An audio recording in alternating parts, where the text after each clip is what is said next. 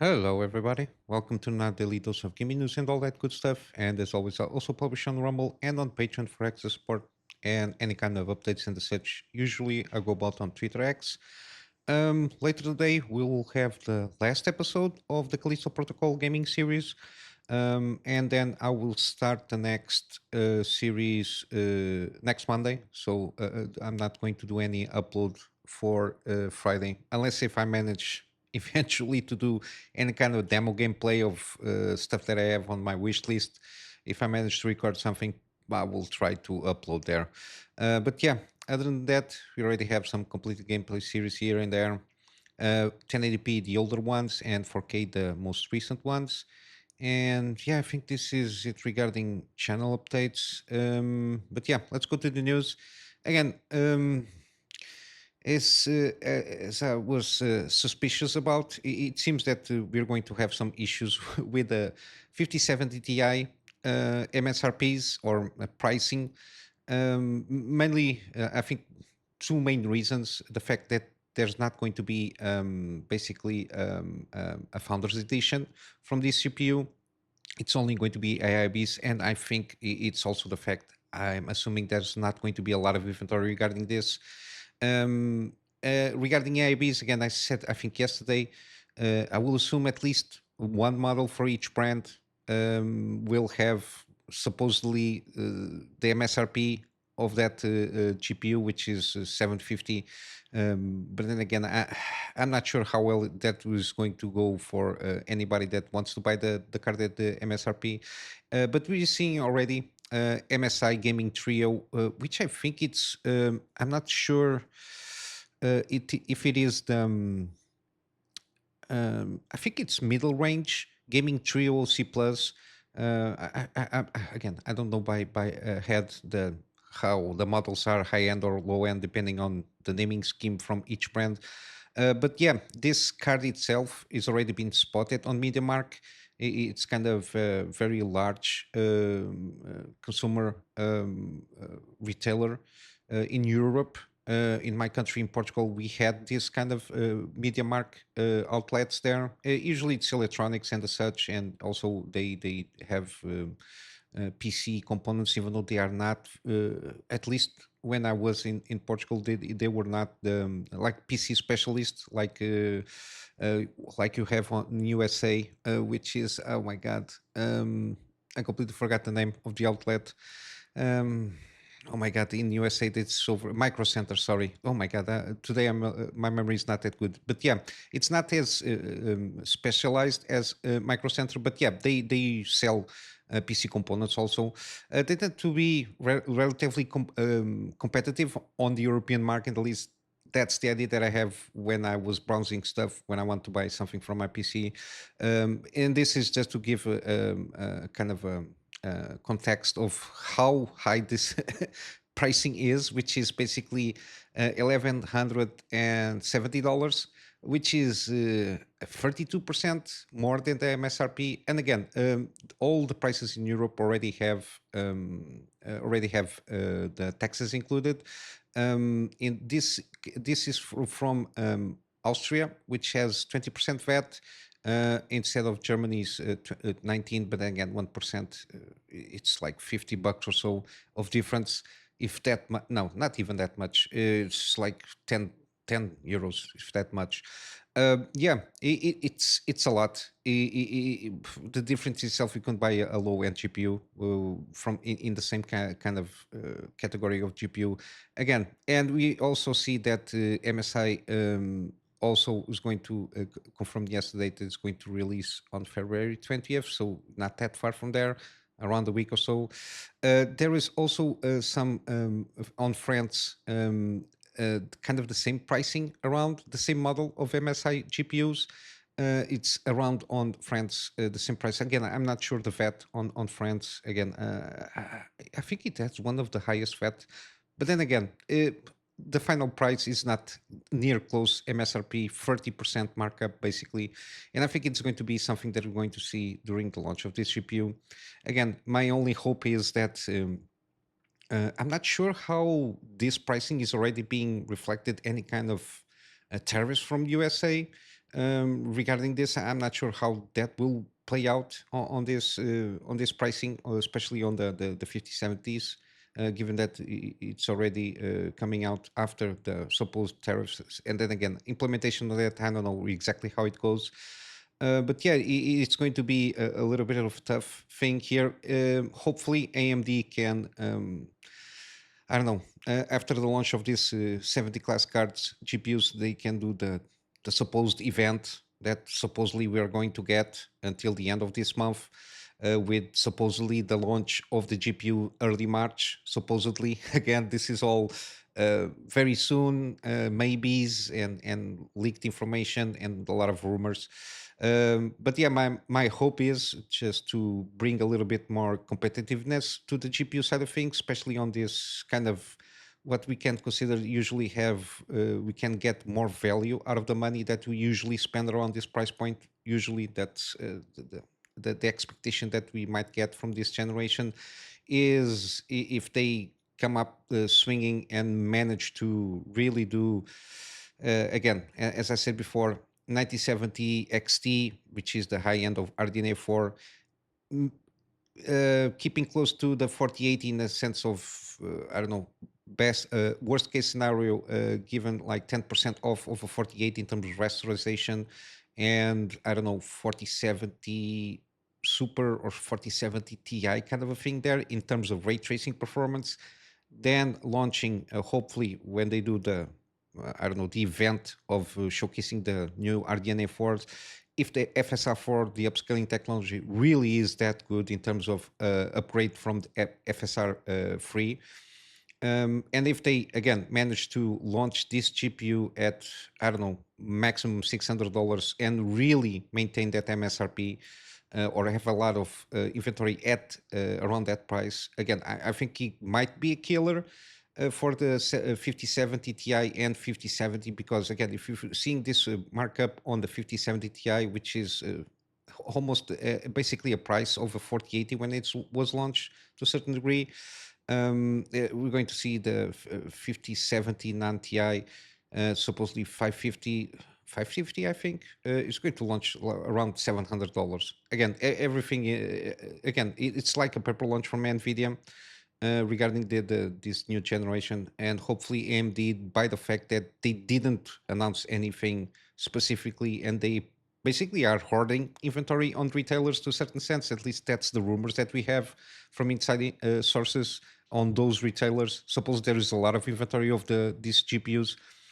Hopefully you can mitigate this and really force NVIDIA to, I don't know, given that they have a lot of money, to just mandate the AIB partners to, I don't know, pay the difference and try to sell more GPUs. Again, mindshare is sometimes costs a little bit more than they are expecting. But yeah, hopefully we'll have, I don't know, a good counter attack from AMD, mainly because to reflect and to have a better outcome for us as a consumers, and having good options for the price that we are paying there. But yeah, hopefully we will see something good coming out of, at least by the end of this month. Continue with NVIDIA. I saw the Bauer video regarding the cable stuff here, and I think I covered the melting cables already. And this guy was from Germany. He did manage to talk about with the Bauer regarding everything, that situation specifically, what happened there.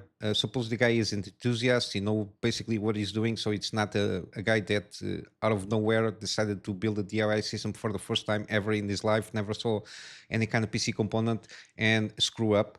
Again, I will continue to hammer this. Again, this design from this 12-volt power cable is not a good design.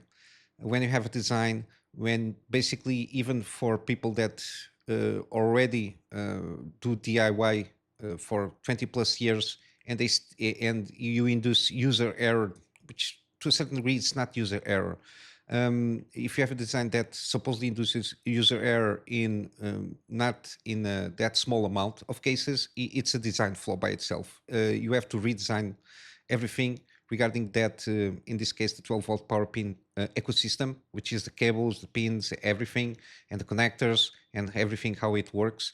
or else we will continue to see this. And I guarantee you we will continue to see, especially on the 5090s, given the high power draw and and I think the specifications of this 12 volt power, the fact that there is not a lot of tolerance headroom like we have on the PCI 8 pins and 6 pins on the GPU side of things. We will continue to see this. There was a reason of the fact that we had a lot of, and we still have a lot of 4090s connectors melting down here and there, and we didn't see nowhere near the same kind of incidents with the 4080s. Again, to a certain degree, is a lot of the fact that the ecosystem doesn't guarantee itself that can deliver consistently at a 600 watts maximum power. Again, if it can't, especially with amperages, which is usually what delivers or gives more heat when something encounters resistance on the connection or electric connection. Sorry, usually that's what happens. It's the high power combined. Again, to have a lot of high power, you have to have more amperage, and that will usually go about and hit the plastic on the connectors, which is usually what happens. But with this 5090, it was the cable itself that melted in both sides of the PSU and GPU, which is not good. People were saying, okay, because it was a third-party connector, it was the fault of that cable. Again, when you say third-party manufacturer, every manufacturer is third-party manufacturer as long as it's not NVIDIA itself. So we got an issue there, even from because of how this works, the SIG consortium for this thing here. Again, and even this brand mod DIY, sorry, it seems to be pretty reputable in the sense that it does manufacture good quality cables like any third-party cable. Again, as long as it to manufacture this and to be approved has something that can be used on the use case scenario, in this case 5090, you just need to have follow up the specifications of the 12 volt power pin thing there. But yeah, again, even though they say here to upgrade the cables, again, this is just a matter of the 12 volt power 2x6 revision that they did.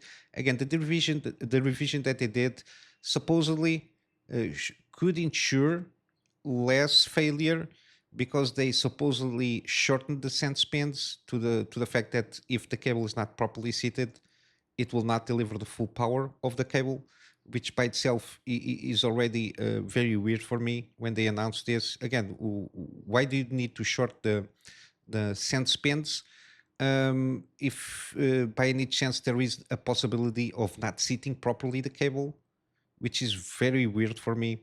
Again, we don't have this kind of issues with PCI 8. There is no doubt when you can fit properly those connectors to the components. You got that click thing that you hear, and you know that it's fitted and it will not leave there. You can try to wiggle out everything unless you just break the thing, which is something that it doesn't happen with this 12 volt power pin. And supposedly they extended, supposedly that revision also extended a little bit the connectors themselves to deliver a bigger area of contact, so to diminish the resistance of the contact itself, so it doesn't supposedly overheat that much. But when you enter in certain areas of electric connections, it will not make a huge difference, especially if the specifications doesn't have that tolerance in mind. It will not suffice just to put a little bit bigger the contact pins there. But the fact that I saw again, this comes after the power tested the temperature of the single cables that are delivering power, and I saw a lot of anomalies. There was some pins that were delivering supposedly around 20 amps, which usually should only deliver like between 5 and 6 amps, which is too much. Some cables were having readings of around 100 and above 100 and above degrees, which is not that good. Which this is one of the justifications that I think that's why the cables are melting in some instances. Even though a lot of other Falcon Northwest, which is a system integrator, very reputable one, they did their own testing. They didn't see any in their cases or in their 5090s founders builds. They didn't see any kind of anomalies regarding the temperatures of the cables or even the distribution of power on the connection itself. On this case, Andreas Schilling or whatever it is, I think he also didn't see anything anomaly wise regarding power distribution on cables. But yeah, this is what happened to the case of the bar that he managed to get around and get the GPU, PSU, and cable itself to try to examine that. Sorry, but yeah, this is not good. I think we're going to see a lot of issues.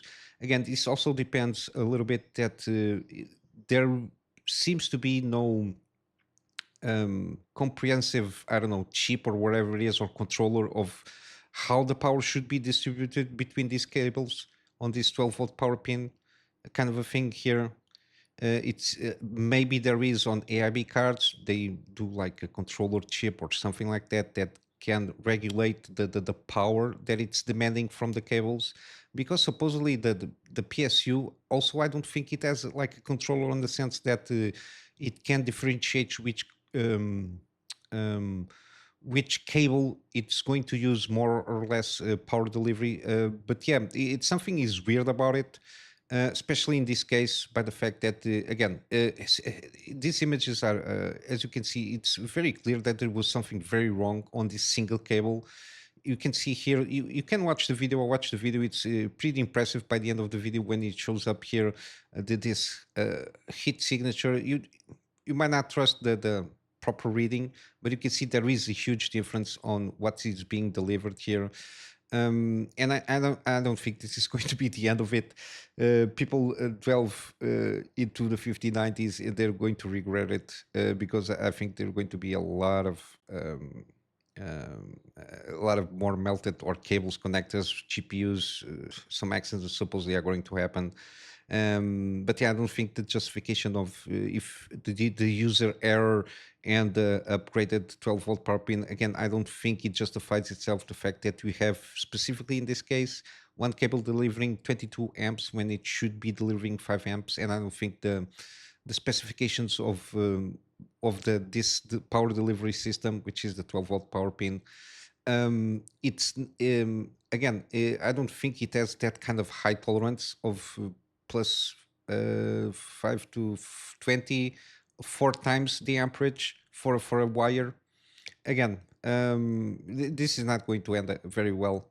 And I think they really need to, or they have a solution like I think the Bauer made a good point there. Maybe you need to use two 12-volt power pin connectors, and make use of it instead of just trusting one wire, because then you can divide the load that it's needed. So if there are cards 5090s that are using 675 in some AIB cases, if you can at least divide 300 watts per cable, again, I think there should be a good tolerance headroom when something like this might happen, or else there are going to be some injuries, because if you don't catch this on time, again, electronic components can explode, especially with this kind of amperage and power delivery. It starts getting on like a very dangerous territory. Something bad happens, and of course, because it is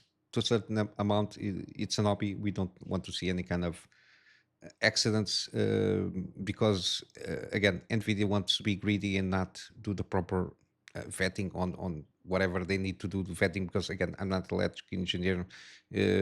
but yeah, something is not right on these 5090s, and also this comes from since the implementation of these 12-volt power pins. I never liked the thing there. I always thought that they were very small. Just by the look of it, it doesn't seem that they have a high tolerance for what they're trying to do there, and even the specifications themselves again doesn't seem good to me. Um, on other news, again, trying to see if we can get more positive news.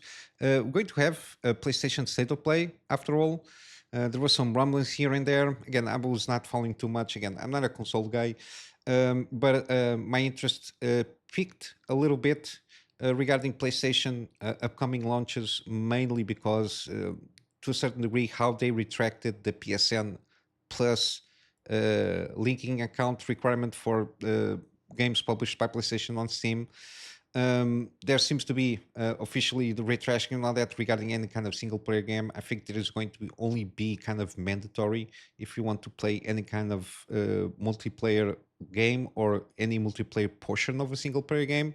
I think if you want to access that part of the game, then you need to do the PSN linking. At least that's my understanding. And with that, I can now, my interest can peak a little bit there and get more curious what we might see in the future from PlayStation publishing arm on Steam or in the PC area. But yeah, supposedly it's going to be late today, at least at my time zone. Supposedly you're going to get a little bit more of Ghost of Yote or whatever that slop chop is going to be. Uh, I'm interested in seeing a little bit more Death Stranding 2 on the beach, even though I didn't complete the first game. I'm trying to avoid a little bit spoilers because I'm not sure if I'm going to get spoiled by watching this kind of showcases from sequels of games that I didn't finish. But yeah, supposedly there was some rumors regarding remaster of the first three games of God of War series. We got probably okay, the LSS, so from Rogue Factors, I already covered this game, a little bit of a showcase. It seems very interesting what they're trying to do there. Already have wishlisted on my Steam page, and supposedly the game will be going to be launched on September 4th. But I went to the Steam page before doing the video. There is no definitive launch date. It's this year, but we don't have a specific date. Maybe they will announce it here. I don't know. I don't know. But yeah, it says here tomorrow, but it's today because this article is from yesterday. Okay, hopefully we'll have something good. Hopefully it's not going to be half of this presentation of Ghost of Yote and trying to justify cutting off the direct sequel of Ghost of Tsushima and then how do they say it in South Park? Make it gay, put it lame, make it gay, and that's something like that. Something like that. I don't watch South Park, but there was that thing of the South Park thing, which is make it gay, put it lame, something like that. But yeah, we'll have to see how this will go. Then we got also Wuchang Fallen Feathers. They give an update saying that they are transferring basically the development for Unreal Engine 5. So they are making an upgrade from Unreal Engine 4 to Unreal Engine 5. The game supposedly is going to be launched this year also, if not mistaken. We got a little bit more information that I was not aware of, which is basically they got the Skyborn Might, which basically has to do with the game mechanics there in terms of combat, which is of Feather Clan, which is what you play as somebody that is part of the Feather Clan. Already covered. There was like a teaser video of trying to show the beginnings of the world itself. And again, the Feather Clan is like a defined kind of tribe, let's say, then goes about and fight the bad guys and all that jazz. But yeah, supposedly they are going to focus on 5 weapon types. Again, 5 weapons for each weapon type across all of these categories. Each weapon offers its combat style. So I assume like I don't know, swords, katanas, and pole arms or something like that. And they will have distinct combat techniques, and they also can equip a main and a secondary one, which is going to be interesting if you see can like interchange between any kind of weapon types. Then we got also spell combat, which is going to be interested, and we will have four slots. We'll see how that. It's going to be interesting to see how this will work, see how they can manage to do this. But yeah, I'm very curious about this game. Seems interesting, something different. But yeah, hopefully we will get probably a little bit more, maybe on state of play, like just like another trailer or so. But then from again, this is a lot of PlayStation stuff here. We got Stellar Blade coming out PS5, coming out PS5, coming out in PC, which is something they are currently working on, and they are expecting to sell even more on PC than on PS5. Even though the last number that we have, at least the official milestone, is 1 million copies in June on 2024, which is fairly short after the release of that game. Even though we know that they generated $43 million dollars in profits, and those come from $150 million revenue. But then again, they don't only have this IP for the revenue itself, so it's a little bit difficult to try to pinpoint how many they made, how many money they made from Stellar Bait, yeah. But yeah, they are working again on the port for the PC, the sequel for Stellar Blade for sure. There is a multi-platform game. I think they're hiring at this moment around 70 new developers, which already is going to expand to a very kind of a biggish sized developer studio of around 420 people. But then it's not the only project that they are working on. Again, there are at least three projects, different stages they are working on. So hopefully they can handle everything well. But yeah, it's going to be interesting to see when this game comes out on PC. Supposedly they are working and trying to make an excellent port for the PC, so that they don't want to disappoint anybody that is expecting when this game comes to PC. Seems very interesting, the mechanics on the mainly on the combat mechanics, how it goes about. Mainly trying to, I think it's more inspired on Sekiro's parrying style thing. The defense, I don't think it's like a very useful combat mechanic there that you can use. I think it's more about dodging and parrying more than anything, and then counterattacking, of course. But yeah, I'm very interested to see how this will work, because from intents and purposes, it seems a pretty good game, not only from the eye candy, from Eves and all that jazz, but it seems to be a pretty good game overall. Then don't forget that we have Elden Ring's Nightreign, the closed net test network test. Sorry, the activation code's already been sent, and the test will go from February 14 to February 16.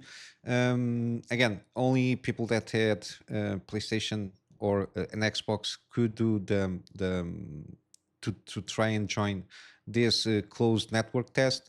Again, got the schedule here. Again, I'm not going to play. I don't have a console, so I'm going to miss out on that one. But yeah, it's just basically a reminder that the thing is going to happen in a couple of days, so during this weekend. And then lastly, we got an update regarding CI Games CEO. They launched a new subreddit. Again, this comes after the fact that they were banned from the moderation team of the previous subreddit regarding Lords of the Fallen. Yeah, they launch officially from the studio itself. They supposedly, I think they are managing it, so hopefully we will see some more gaming focused discussions there, which I'll assume there will be. Again, this comes in line after this, I don't know, the crazy crowd on the moderators in Reddit. Again, it's been a lot of weird stuff happening there. Again, I'm not a very avid user, and I really didn't use that much Reddit. But yeah, hopefully they can solve this situation, because there are people that use Reddit and they play the game. They are interested in speaking about the game, so I think it's always a good point. And if they are basically being moderated by the studio itself, I think they don't have like third-party community managers to be dependent on. I think it's a better option at this moment in time, at least for them, because again, one of the accusations of the banning of that moderation team is the fact that they were supporting and promoting fascistic ideology under the guise of catering to the player base, which is something very interesting. You're trying to cater to the customer base, which is which are the people that are paying for the product that you are selling, and then you are considered a fascist and all. Again, and propagandists again, they don't even give specific cases. Again, what can you propagandize regarding a fantasy game? It's a little bit I don't know, maybe I'm too dumb to understand what you can be propagandized there. Again, I'm not sure if it is regarding the gender stuff there. Again, I think to a certain degree, USA closing down the funding of a lot of stuff, people are a little bit cuckoo for the Cocoa Puffs. They don't seem to understand how some of it it's going to benefit in the long term a lot of people. But yeah, the update is at least the creative director of the Lords of the Fallen, the rebooted game. They did a new subreddit there. But yeah, in terms of news, this is it. A little bit long drafted. I ramble a little bit today, but we've got some gaming deals still. We got the XCOM. Again, I choose the here XCOM 2 collection. We got a bundle here. I don't know because I already own everything. I think this is like $20 if it is so. Yeah, it's pretty good. It's got everything from XCOM 2 to play with, all the mods that you want to play with. There is also a bundle that has XCOM collection, which has XCOM Enemy Unknown and XCOM's Chimera Squad also.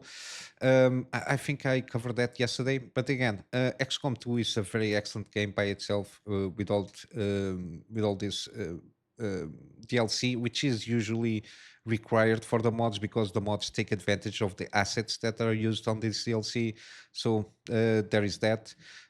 We got also Dead Space Remake. It's still on sale around a day or so. Yeah, I think it's a good buy. I do recommend here. The only caveat that I usually tell people is the fact that, again, there is some performance issues, but it is mainly on the loading parts of the game when you approach near doors and you kind of know that the, the the the level is loading on the background. You got some stuttering here and there, some vertical stuttering, or sometimes it happened to me at least one or twice, like a full freeze for like a second or so. Other than that, the game runs pretty smooth. Graphics are fantastic. The gameplay and the combat feels pretty satisfying. Again, if you're not sure, just check my first episode that I did for this series. It's on the main page of the channel there.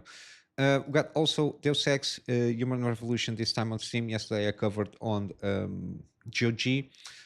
Human Revolution Director's Cut, again, 85% off. Again, it's a buy at this price point. And then you got the sequel, Mankind Divided. Again, I do recommend Digital Deluxe Edition, but it's around $7 or so. The Digital Deluxe Edition it's pretty cheap there. Then you got also still Guardians of the Galaxy, or Marvel's Guardians of the Galaxy. Pretty good game, at least in terms of the feedback of the other players. 85% off. Then you got also Midnight Suns. Again, I recommend playing this game. Even the base game, I did a series also on this one. I did manage to claim it for free on Epic Game Store. But yeah, I think the Digital Plus edition might be a good option because of the extra characters. You got the decks and the story missions associated with them. I think it's a good mix there. In terms of, if you like XCOM games, I think it's a good game by itself. And then last we got Baldur's Gate 3, still on sale, 20% off. Again, full price for a full product. What can you ask for? Game of the Year and a lot of more rewards there. But yeah, I will wrap up for today with a plug on my Patreon for extra support. The extra support, it's more aligned for me to get around and trying to get a better storage solution so I can have backups of the stuff that I do for my clients, and of course some extra space for the videos that I do for the channel. And with all that said, I hope you have a wonderful day. I will see you in the next one. So until then, Kunamy Master out.